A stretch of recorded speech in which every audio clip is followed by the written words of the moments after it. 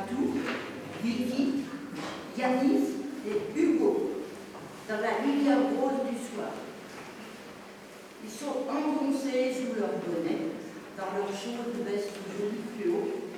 Les 4 adolescents courent d'un bout à l'autre du bateau. Le voilier sur lequel ils naviguent depuis de longues heures.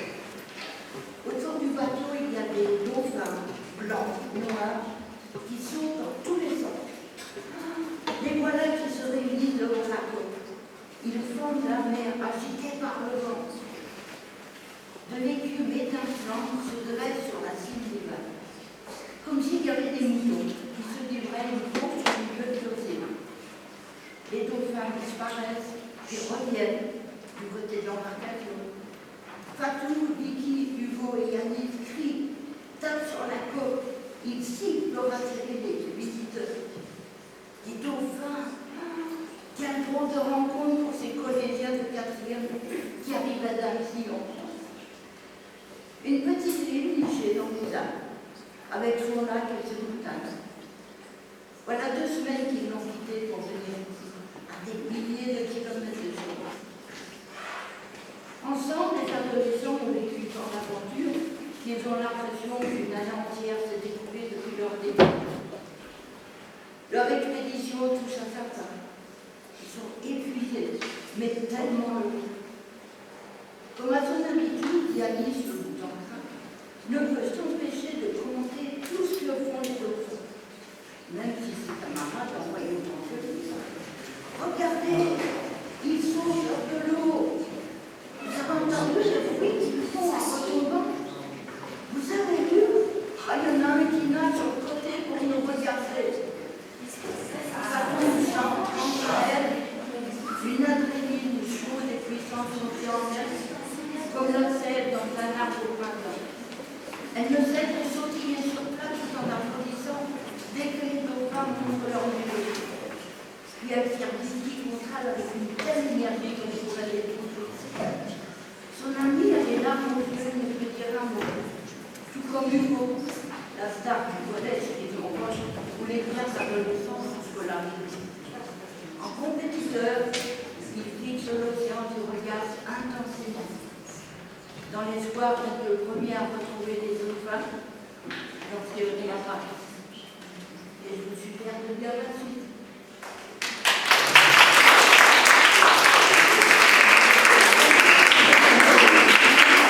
Bon, ça y est, on a fini de meubler, c'est bon.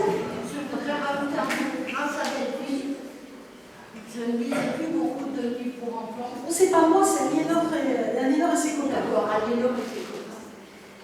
J'ai 88 ans et vous vous doutez bien que je ne lisais plus de livres pour enfants. Eh bien, grâce à Delphine, je relis plein de livres pour enfants. Merci Delphine. Le très responsable, pour ceux qui ne se souviennent pas de l'histoire, donc c'est d'abord Aliénor, ma fille, qui a souhaité rencontrer justement Ismaël Khalifa. C'est là que ça vient, elle a lu Opération Moine. Elle a dit, je voudrais bien recevoir Khalifa dans mon école parce que c'est pour les musiques d'or. Donc ça serait bien, mais ce qu'il y a, c'est qu'effectivement, quand venir un auteur, c'est un petit peu cher. Je dis, ben, si on partage avec plein d'autres classes, ça devient plus intéressant. Donc la MLC, que je remercie beaucoup, a accepté d'héberger ce projet-là, et du coup, on a décidé d'étoffer, de faire venir non pas un auteur, mais 4, et proposer un prix littéraire. Donc Aliénor, si tu veux bien venir ici 2 secondes. Et ensuite, donc, elle a recruté tout un certain nombre de ses camarades, qui malheureusement sont en sport aujourd'hui, comme d'autres classes aujourd'hui. Et donc, il nous reste aussi Oscar, qui a pu venir, qui a pu se libérer. Viens Oscar.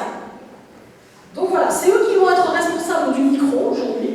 C'est eux qui vont partager la parole. Il y aura un à gauche, un à droite, ce sera un coup, d'accord?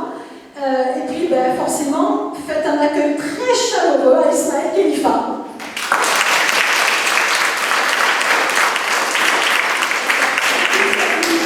Ça va? Bon, moi je voudrais remercier très chaleureusement Aliénor qui est là. Vous pouvez l'applaudir quand même.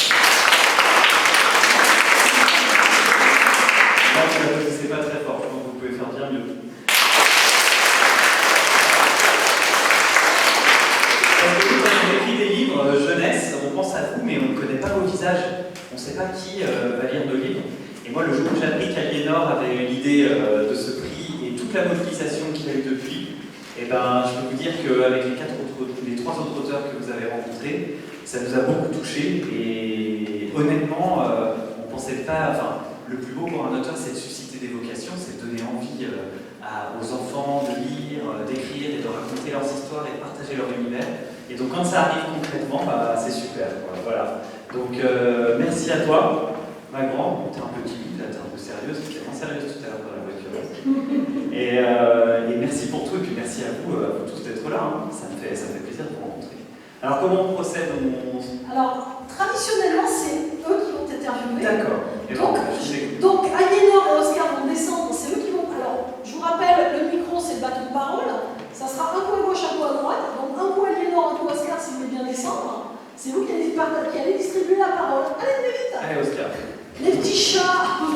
Bon, et moi, je voulais m'excuser de mon retard, les amis, mais c'est plus long de venir ici que d'aller au Groenland aujourd'hui. J'ai eu des grosses galères.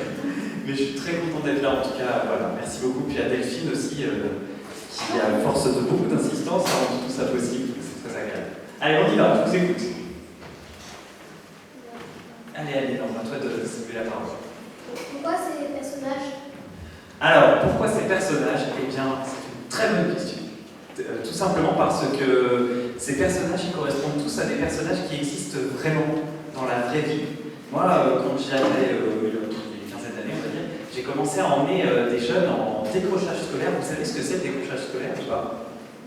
Qui sait ce que c'est? Alors, le décrochage scolaire, c'est qu'il y a des jeunes qui, des fois, vont à l'école, ne sont pas très soutenus parce qu'ils sont dans des situations familiales difficiles et finissent par quitter l'école.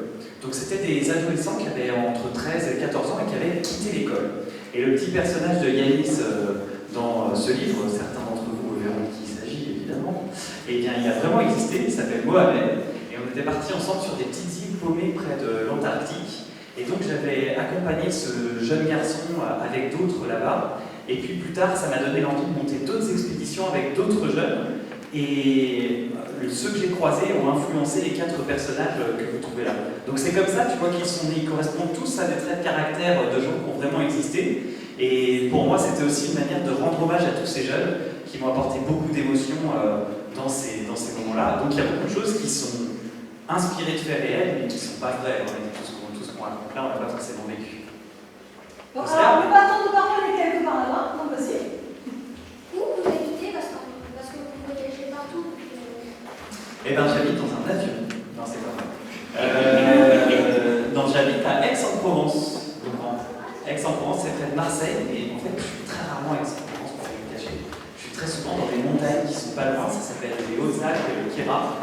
Et ce sont, tu sais, je ne sais pas si vous connaissez cette région. C'est un endroit où il y a le plus de sommets qui culminent à 3000 mètres d'altitude. C'est un endroit complètement perdu en France. Et c'est absolument grandiose. Donc, tu vois, j'habite beaucoup là-bas. Et puis, je suis souvent à Paris pour mon travail aussi. Pourquoi tu choisis des endroits froids et pas des endroits chauds? Alors, parce que moi, tu vois, j'ai fait une grande partie de ma vie dans les endroits froids. Quand j'avais 8-9 ans, je ne sais pas quel âge vous avez d'ailleurs. Ah bah, d'accord. Donc on va dire que quand j'avais à peu près votre âge, il y avait une émission de télévision qui s'appelait Thalassa, qui passait tous les vendredis soirs. Et moi, j'avais vu un documentaire sur des Inuits qui vivaient au Groenland. Et j'avais été fasciné par ces gens. Et je m'étais dit, mais moi je veux vivre comme les gens qui font ça, j'aimerais aller voir tous ces Inuits. Vous savez, les Inuits, c'est les populations qui vivent au Groenland, qui s'habillent avec des vêtements en peau d'ours, on dit qu'elles font des igloos, mais ça c'est une image d'épinal. Aujourd'hui, elles vivent dans des maisons comme nous.